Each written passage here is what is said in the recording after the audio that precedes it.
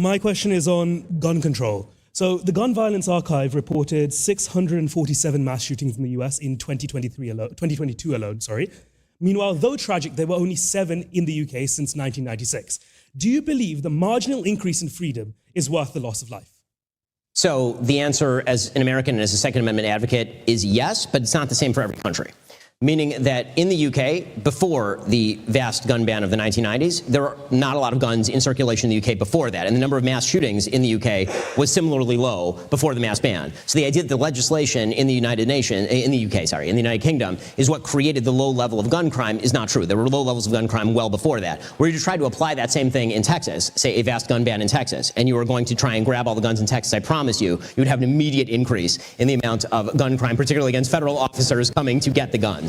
The entire purpose in the United States obviously being a revolutionary country against our motherland, the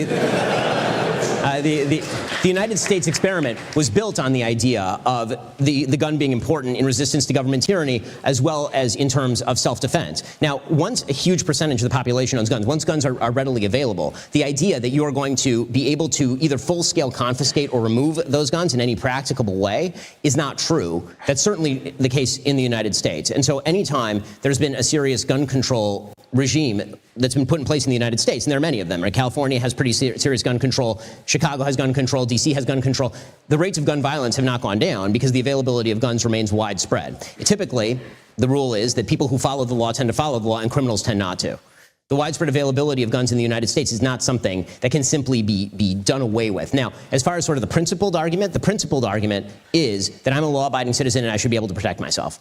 That is the principled argument. So in small-scale communities, for example, homeowners associations, there are, in many cases in the United States, gun bans. And I don't have a huge problem with that in the sense that you have a lot of social cohesion, you know all your neighbors, you have a security force that is quickly responsive to you.